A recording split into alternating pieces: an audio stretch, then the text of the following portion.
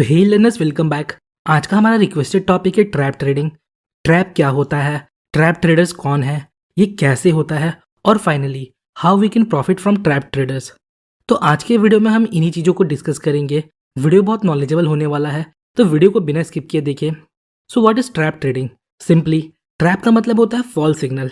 For example, ये हमारा resistance है, प्राइस रेजिस्टेंस को ब्रेक करता है और थोड़ा ऊपर जाता है, और यहाँ हम बाय ट्रेड लेते हैं, बट प्राइस ऊपर जाने की जगह नीचे आ जाता है और हमारा स्टॉप लॉस हिट हो जाता है। तो सिंपली इसे ही ट्रैप बोलते हैं। ट्रैप के और भी एग्जांपल हो सकते हैं।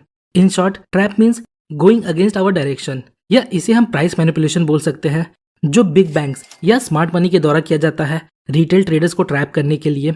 क्योंकि जब तक हम जैसे अनइन्फॉर्म ट्रेडर मार्केट में पैसा लूज नहीं करेंगे, तब तक ये बिग प्लेयर्स पैसा नहीं कमाएंगे।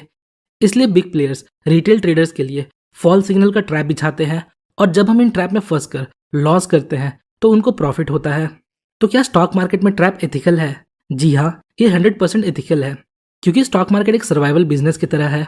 जिसके पास यहाँ नॉलेज है वो सर्वाइव करेगा, और जिसके पास नॉलेज नहीं है वो यहाँ से बाहर हो जाएगा।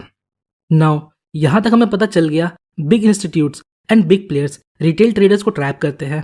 अब समझते हैं वो क्यों ट्रैप करते हैं। सपोज ये रेजिस्टेंस लेवल है, अगर प्राइस को इस लेवल से नीचे आना है तो ये डायरेक्टली नीचे आ जाएगा। बट अगर स्मार्ट मनी या बिग प्लेयर्स के पास ज़्यादा मनी है तो वो अगर इस डाउन ट्रेंड में सेल करेंगे तो प्राइस बहुत जल्दी नीचे आ जाएगा और उनका ऑर्डर भी फिल नहीं होगा। तो ये उन लोगों के लिए वैल्यू ट्रेड नहीं होगा। उनका motive cell low by law का नहीं होता है, उनका मोटिव होता है सेल हाई बाई लो, ताकि उनका मैक्सिमम प्रॉफिट हो सके।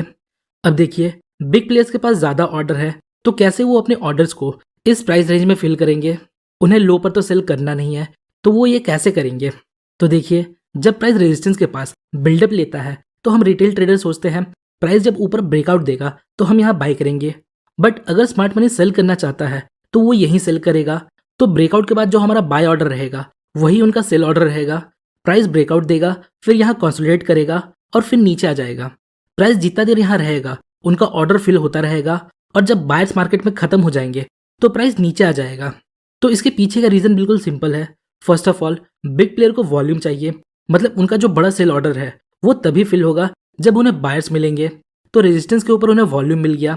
Second, to avoid slippage due to big order. Suppose अगर वो रेजिस्टेंस के पास ही अपना बिग ऑर्डर प्लेस करते हैं तो हैवी सेलिंग की वजह से मार्केट बहुत तेजी से नीचे गिरेगा। तो इसे अवॉइड करने के लिए वो रिटेल ट्रेडर को ट्रैप करते हैं। तो जब हम रेजिस्टेंस के ऊपर बाय करेंगे उन्हें वॉल्यूम मिल जाएगा और स्लिपेज भी नहीं होगा। हमारा बाय ऑर्डर उनके लिए सेल ऑर्डर रहेगा। नाउ अब बात करते हैं ब्रेकआउट कब फेल होता है। जब प्राइस रेजिस्टेंस के ऊपर जाकर वापस रेजिस्टेंस के नीचे आकर क्लोजिंग देता है तो ये वार्निंग है कि ब्रेकआउट फेल होने वाला है। नाउ अब हमें कंफर्मेशन सिग्नल चाहिए। आइए अब देखते हैं कैसे हम इसे वॉल्यूम के साथ एनालाइज करते हैं। पहले एक रियल ब्रेकआउट का एग्जांपल देखते हैं। जेन्युइन ब्रेकआउट में ब्रेकआउट कैंडल का वॉल्यूम हाई होना चाहिए। नेक्स्ट, जब प्राइस रीटेस्ट करता है तो इसका वॉल्यूम कम होना चाहिए और कैंडल्स छोटे होने चाहिए। रीटेस्ट के समय प्राइस गिरता है और साथ ही साथ वॉल्यूम भी गिरता है, और नेक्स्ट प्राइस को इस की लेवल पर होल्ड करना है। ये हम कैंडलस्टिक पैटर्न को देखकर पता लगा सकते हैं, लाइक कोई long wick candle, like pin bar, hammer etcetera. Next, और जब प्राइस यहाँ से बढ़ना शुरू करे तो अगेन वॉल्यूम बढ़ना चाहिए। तो ये कुछ कंडीशन आप ब्रेकआउट के समय ध्यान रख सकते हो। फर्स्ट, ब्रेकआउट कैंडल का वॉल्यूम हाई होना चाहिए। सेकेंड, रिट्रेसमेंट मूव का कैंडल छोटा होना चाहिए विद डिक्रीजिंग वॉल्यूम। थर्ड, आपको चेक करना है क्या प्राइस की लेवल पर होल्ड कर रहा है, या आप कैंडलस्टिक पैटर्न की हेल्प से समझ सकते हो। और फोर्थ, जब प्राइस ऊपर जाए तो उसका वॉल्यूम भी हाई होना चाहिए।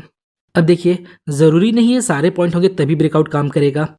हाँ, अगर ये पॉइंट्स आप ब्रेकआउट के समय ध्यान में रखते हो तो आपके लॉस कम होंगे। आइए अब नेक्स्ट फॉल्स ब्रेकआउट का एग्जाम्पल देखते हैं। यहाँ देखिए, यहाँ भी प्राइस हाई वॉल्यूम के साथ ब्रेकआउट देता है, बट रीटेस्ट कैंडल का साइज बड़ा है with increase in volume. Next, अगला कैंडल रेजिस्टेंस को ब्रेक करके वापस इसके नीचे क्लोजिंग देता है। तो ये फर्स्ट वार्निंग सिग्नल है, प्राइस हाई वॉल्यूम के साथ नीचे आता है।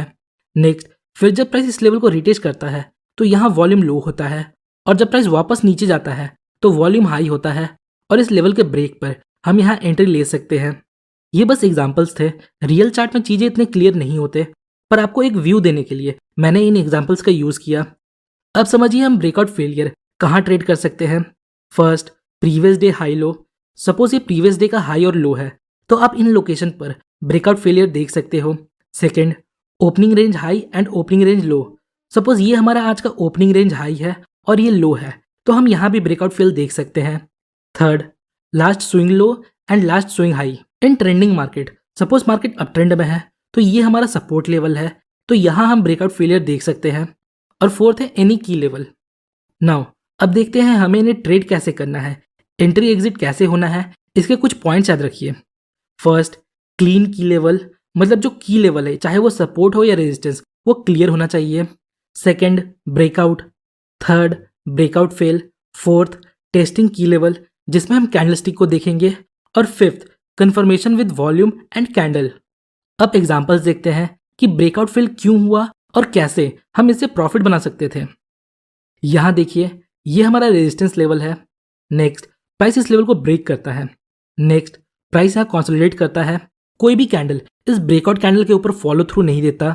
नेक्स्ट, एक रेड कैंडल वापस रेजिस्टेंस के नीचे क्लोजिंग देता है, तो ये हमारा फर्स्ट सिग्नल है। यहाँ रिटेल ट्रेडर्स ट्रैप हो चुके हैं।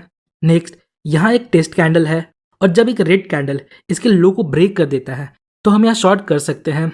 जितने लोगों ने ऊपर बाय किया होगा उन सबका स्टॉप लॉस यहाँ कहीं ट्रिगर हुआ होगा और उनका स्टॉप लॉस मतलब सेल ऑर्डर।